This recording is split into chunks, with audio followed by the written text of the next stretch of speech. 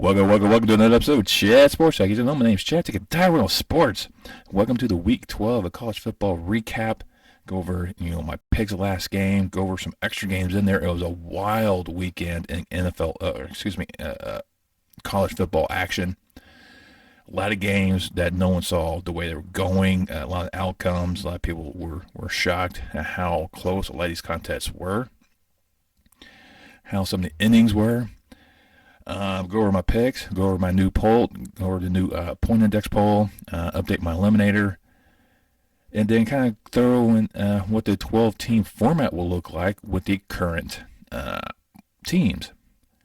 But before I dive into all that, if you could, go ahead and give me a thumbs up, especially like the content provider. Really appreciate you two guys. Really help prompt this channel out.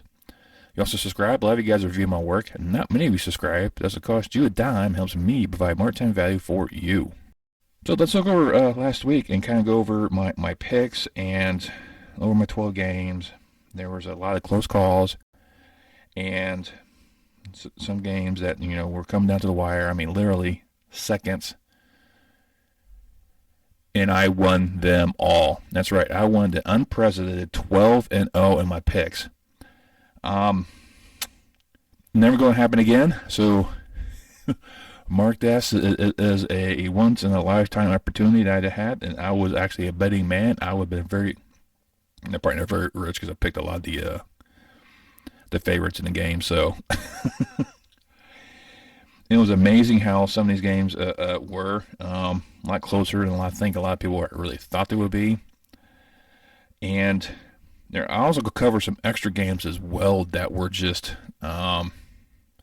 wild upon themselves. But let's go kick off this recap with the game in Ann Arbor between Illinois and Michigan. As Illinois is going in the wrong direction right now. They started off great. They had that hiccup early against Indiana, but been rolling. But they've been losers of 2 in a row, heading to the big houses, looking to maintain themselves being undefeated. I said this could be a trap game for Michigan because they're looking ahead to their annual grudge match with Ohio State, who themselves stumbled a little bit against Maryland, but were just too much for Maryland. Illinois gave Michigan the business. They were battling them back and forth. And actually, Illinois, at one point in time, was up 17-10.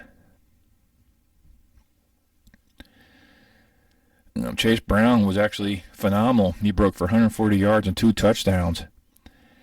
It was just, Michigan just kept coming back. They had enough running backs in there. There is a question of Corum may not be available next week, which could spell doom for Michigan's postseason aspirations, because he's a vital part of that Michigan running attack. But Michigan was just way too much for Illinois. I thought Illinois would stay within the game and make it a contest that first half. And the second half, that's when Michigan would pull away. Illinois made a contest throughout the game. It went to the very end where Michigan was able to kick a game-winning field goal, and that was it. Michigan escaped any upset bids by the Illini, beating them 19-17, eliminating the Illini for any Big Ten championship game aspirations. And ensuring that the game between Michigan and Ohio State would be one of the highest, probably grossing games of this weekend. Out to Waco, where Baylor's playing host to TCU. And this is the game I said, this is going to be close. This is going to be decided by 3 points. Baylor is going to give TCU the business. TCU doesn't blow anyone out. They play everyone tough, but they always find ways to win. And they just keep winning. And that's all you have to do is just win.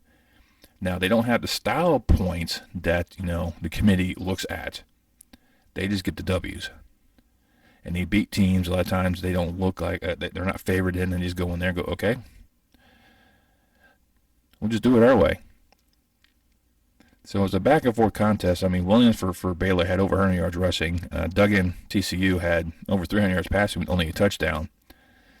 So even though the score was pretty high in itself, I mean, both teams are under 30 points, but it was really kind of a really balanced game between the two programs. Yeah, touchdowns were scored, but not every possession resulted in points. So, a lot of, punts and turnovers and whatnot. But it's the very end of the game that will go down in infamy, basically. So as TCU is driving, it's the very tail end of the game.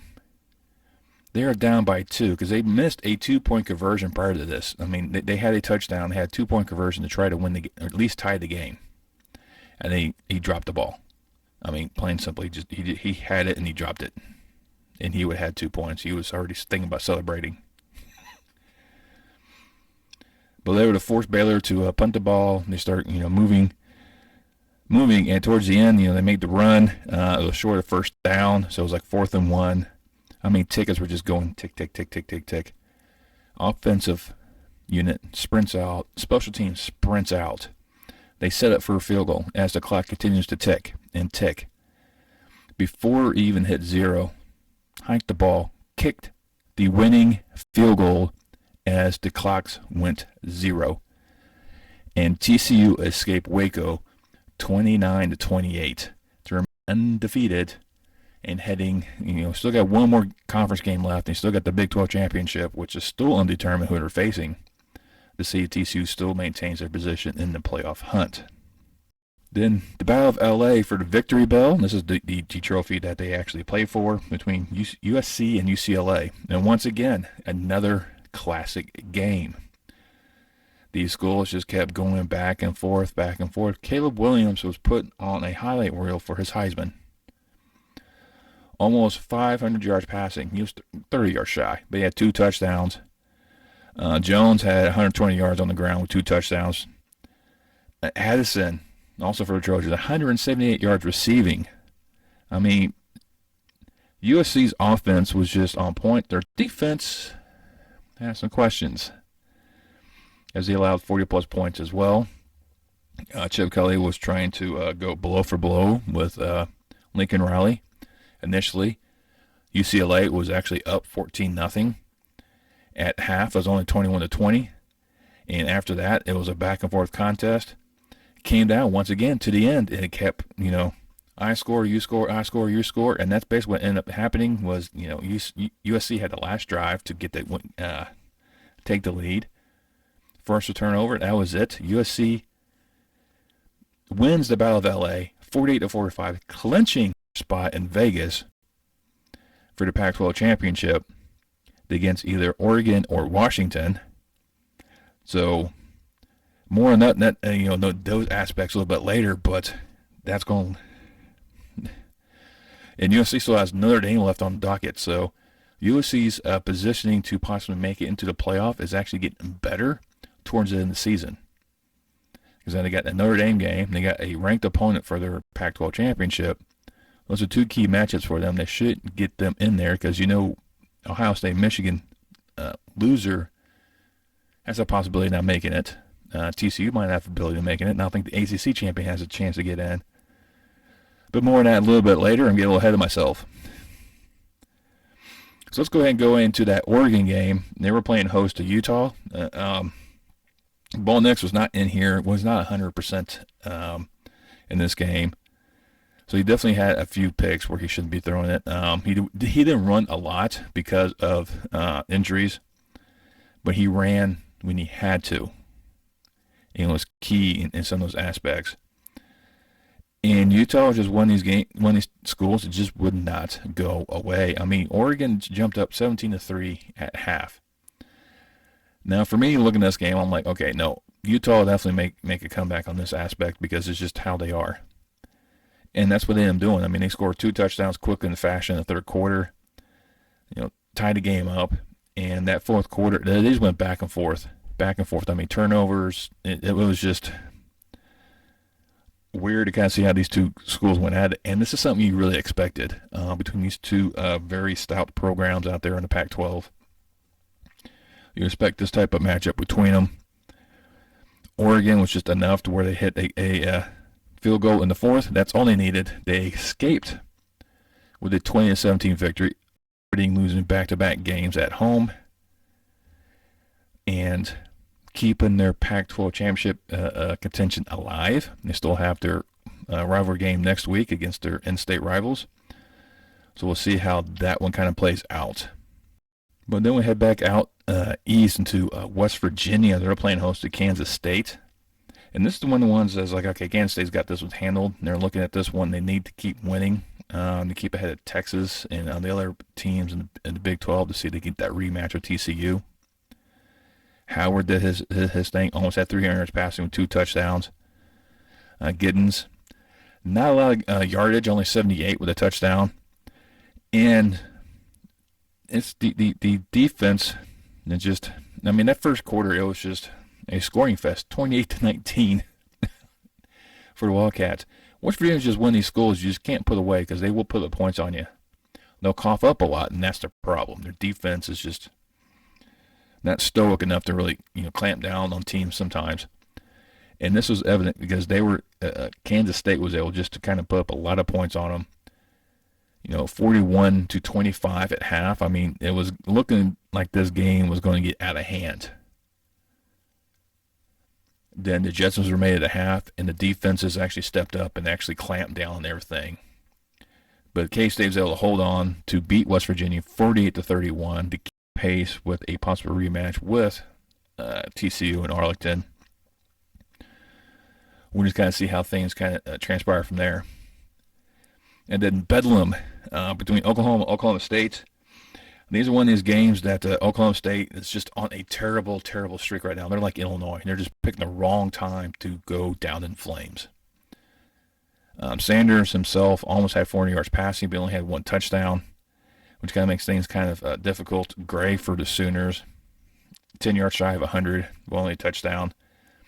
And just one of these things that I was originally going to go with Oklahoma State on this matchup, but I'm like, there's just something about Bedlam and the team that normally is ahead in the standings doesn't normally win for some reason. That's been the trend lately between these two programs. And it's just one of these things that Bedlam is about to go away once Oklahoma leaves, which now is going to be a few years down the road. So these last few games between these two programs should be really epic. And Oklahoma's going to look at this one. It's like, let's make ourselves bowl eligible now. They jumped out early and quick, jumped up 28-0 in the first quarter. I mean, you asked them to do something, they did it. But after that, their offense went flat. Oklahoma State defense showed up, shut them out for the rest of the game. Their offense couldn't produce. The Oklahoma defense had that bend-don't-break mentality, held on, beat their in-state rival 28-13, pretty much knocking out Oklahoma State in the top 25. Oklahoma becomes bowl eligible. Then we head up to Purdue, where the Boilermakers play host Northwestern. And that said, this is going to be a bad day for Northwestern. This team does not look the same since they left Ireland. Of course, I didn't say that, and I can't remember who said that prior. I know it was on ESPN or Twitter or whatnot.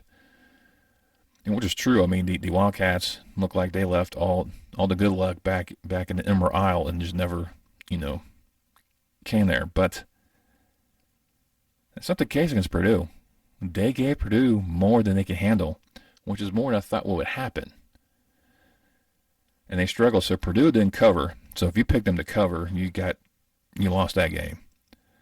O'Connell was not spectacular. I mean, he had the 2 touchdowns, so that's basically the only highlights he had in this game.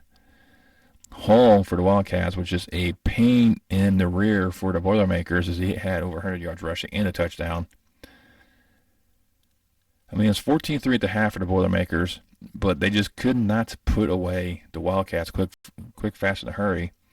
They were able to hang on and beat Northwestern 17-9 to keep their hopes of a Big Ten title alive. Then we head down to H-Town, where Rice is playing host to UTSA in the Conference USA matchup.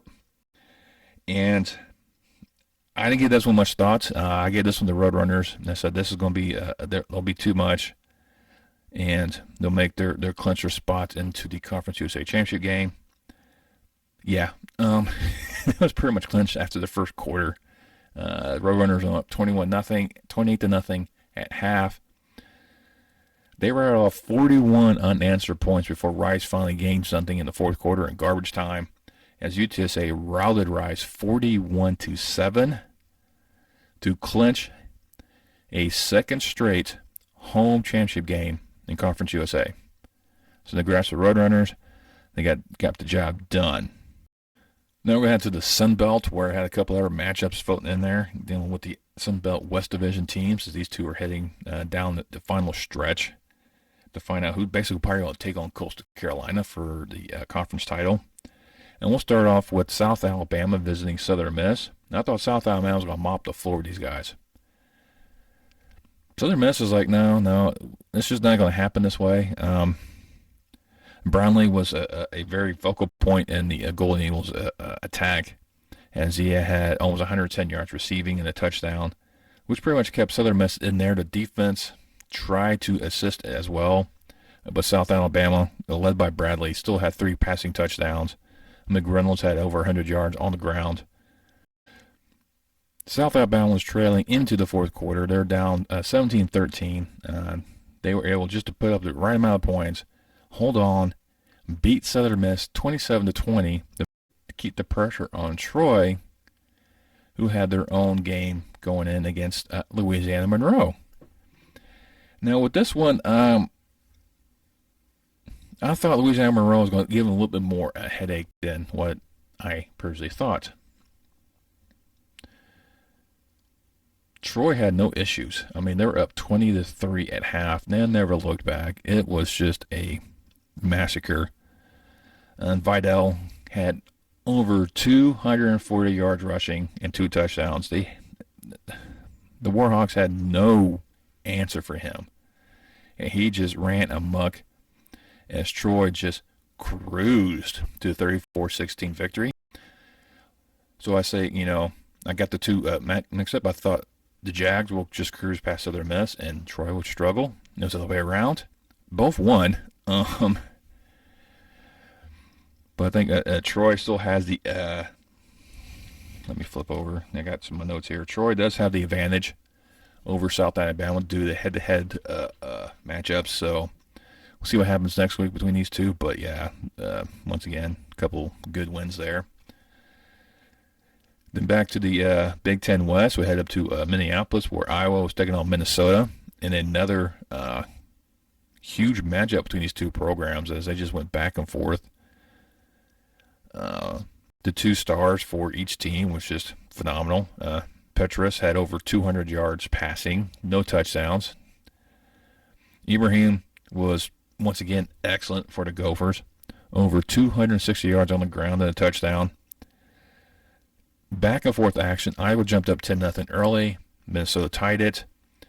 It was a last seconds field goal once again by Iowa. That was it. The Hawkeyes escaped Minnesota with a 13-10 victory and keeping their hopes for a Big Ten title game intact because they have the advantage over Purdue.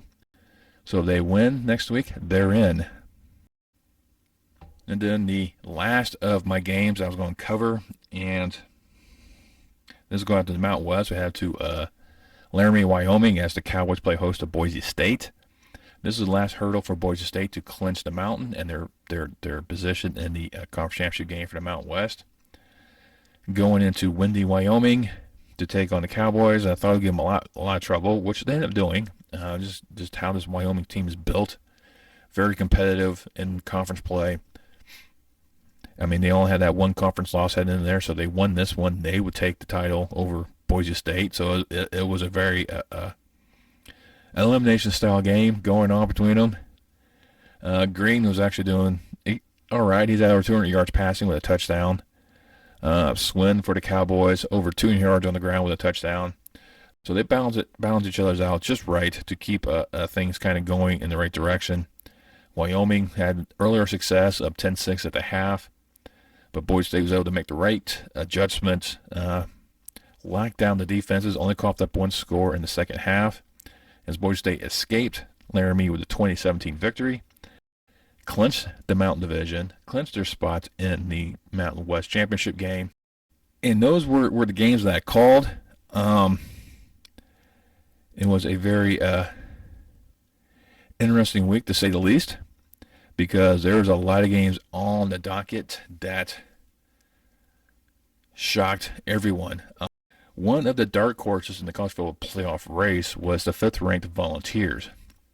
They only have that one loss. That was to Georgia. They beat Alabama. They beat LSU.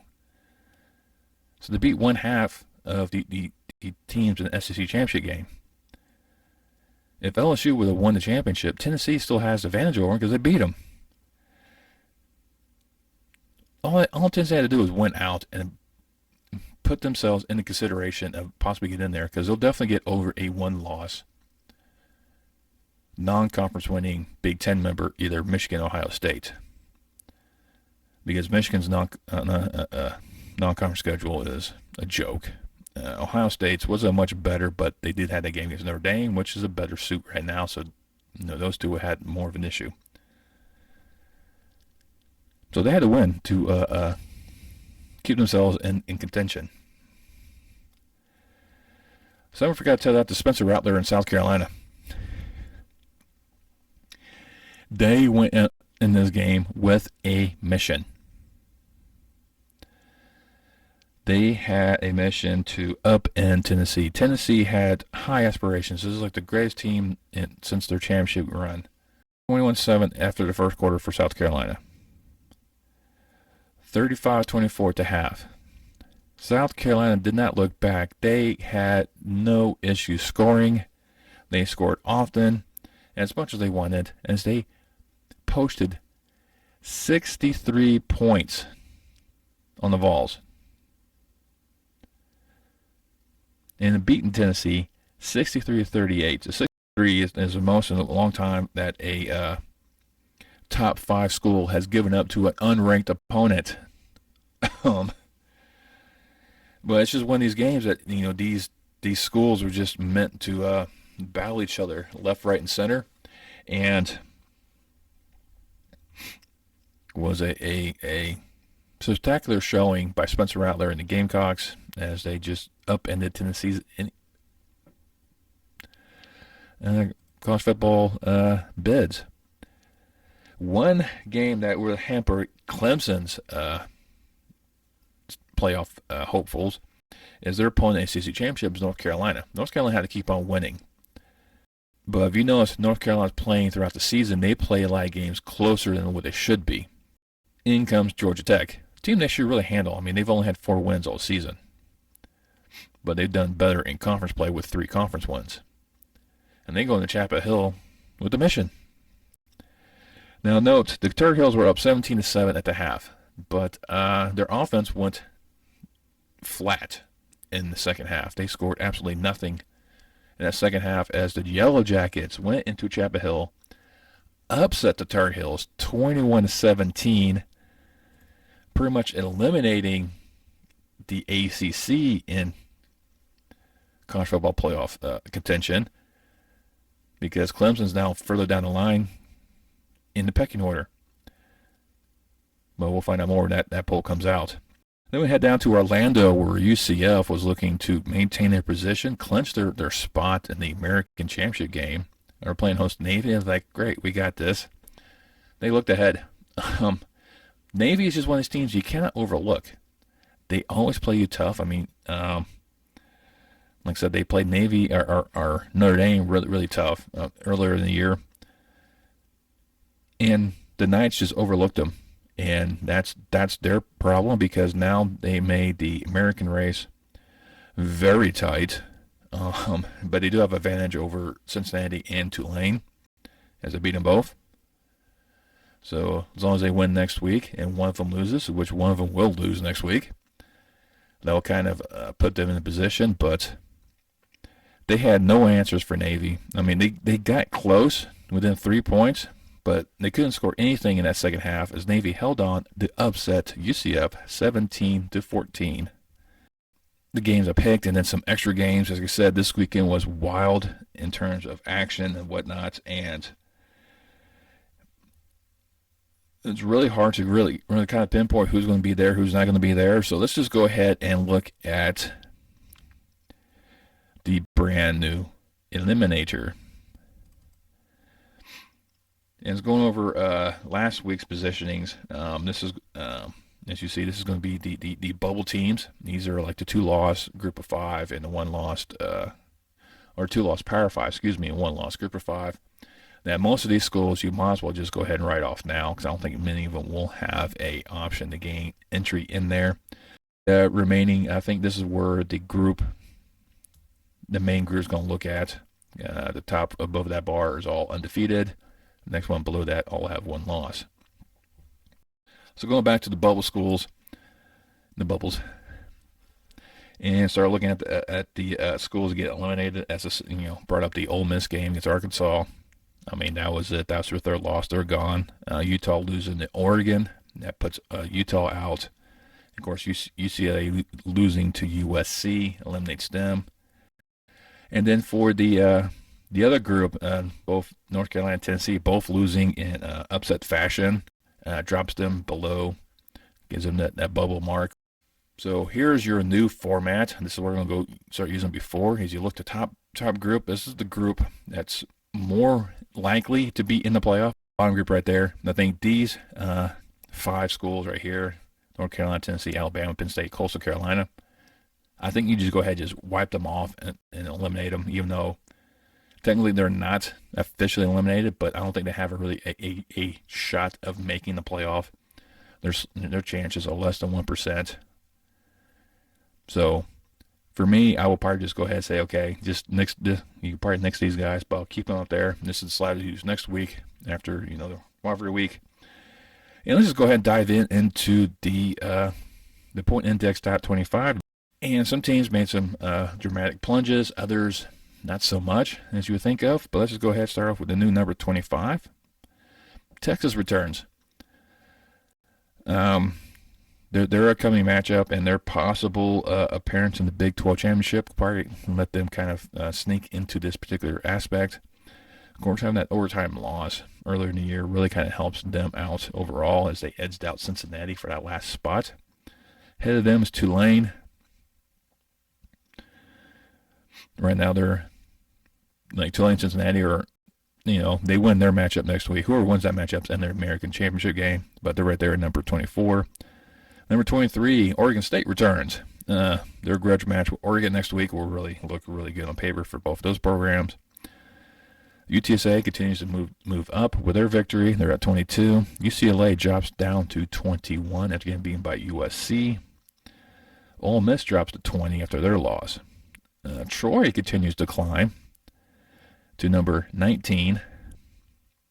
K-State climbs up to number 18. Utah drops to 17 from number 12. Florida State, slight move up with their victory. Notre Dame jumps up 5 more spots to give USC a little bit better opponent last week of the season. And you got Coastal there at 14. They continue to move up, even though they didn't play because their game got canceled. And 13 goes to Washington. They are actually, if they win and Oregon doesn't win, they're in because they had that head-to-head matchup. So I think Washington should be a little bit higher, but in terms of points, they're just a few points behind Oregon. Then we go into top 12. North Carolina still maintains a high position. They still got that game coming up against Clemson. Oregon number 11. As they continue to move up. Alabama drops to 10. They took on Austin Peay, so of course they'll end up dropping because you take on the FCS program late in the season. That doesn't hurt you. You get the easy win, but that hurts you overall. Tennessee only dropping to number 9 after their upset loss to South Carolina. LSU moves up to number 8, being one of the top 2-loss schools. But ahead of them is Penn State, who leapfrogs them. I mean, when you lose to 2 undefeated programs, that kind of gives you a better strength of schedule. USC is now number 6, and the top 5 didn't really change. Just 2 teams switched positions. Not TCU and Michigan this time around, but Georgia and Ohio State. So that happened just because of Georgia's now known to take on LSU at the end of the year. That's really helping out Georgia and their strength of schedule.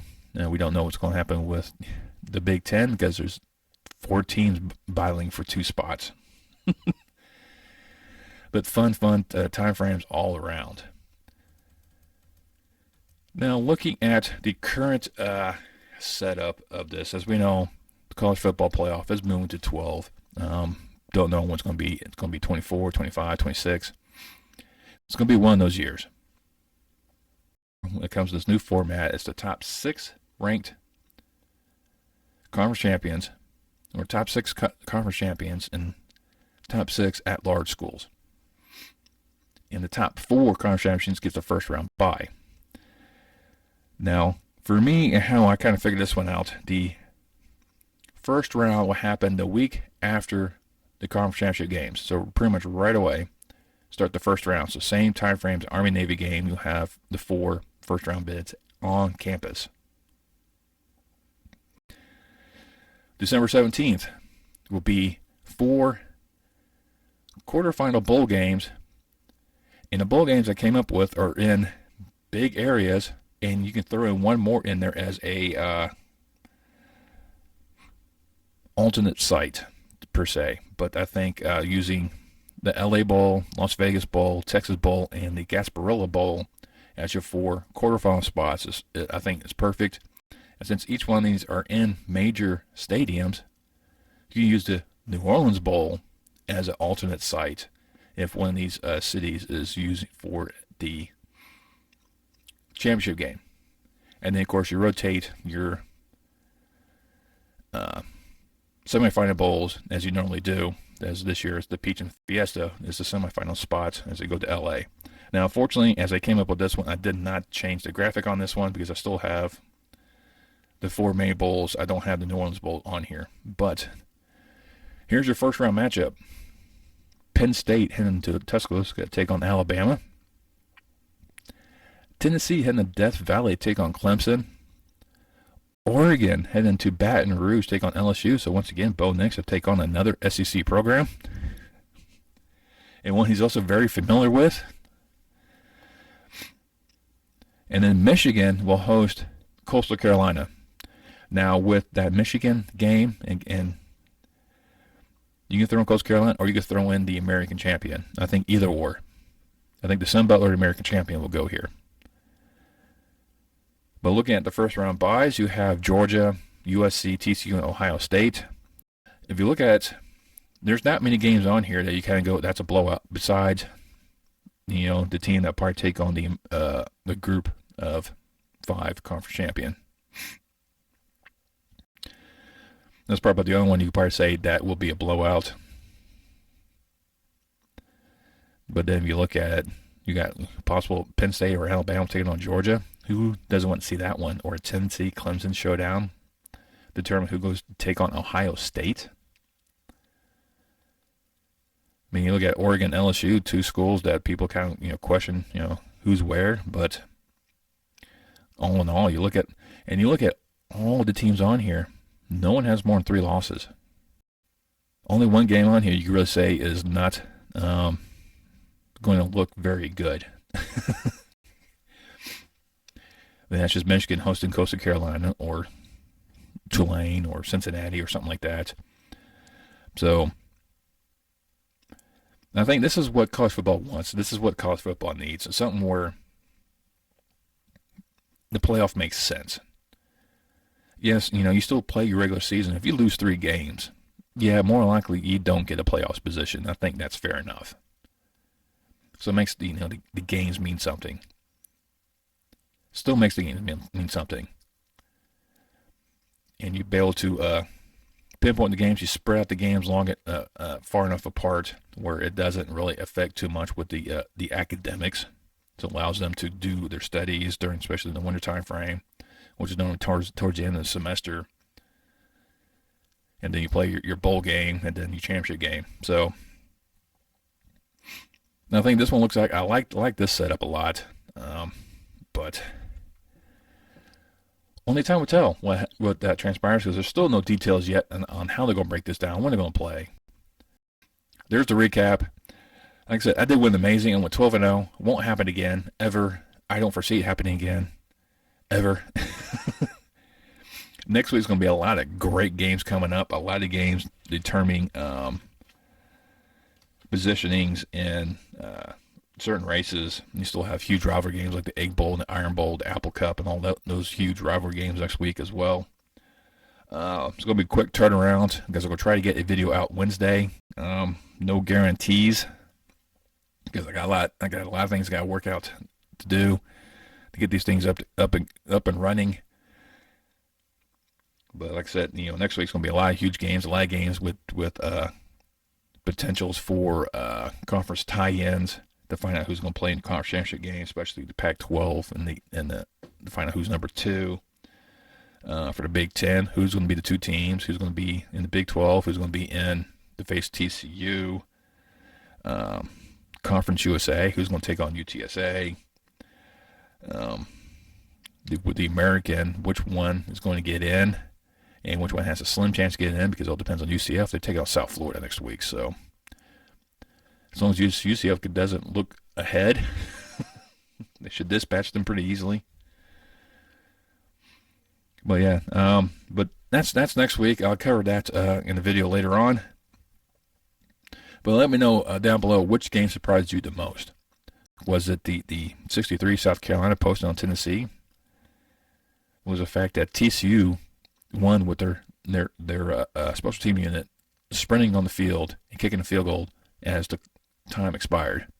I mean, there was a lot of fantastic games, like I said, this past weekend for college football, and it was enjoyable. And unfortunately, there's games that have been canceled or postponed because of weather and other tragedies. This race for the playoff is getting really excited. Who do you have in? Who do you foresee to be the Final Four? What do you think of my 12-team format, or the 12-team setup, and what I've projected during it for this week? Let me know down below. While you're there, make sure you hit that thumbs up. You go share this video with friends and family. It helps promote this channel out. Once you subscribe, make sure you hit that bell notification, turn on notifications, so let you know next time I post any more content on my channel. And I will see you next time on Chat Sports Talk.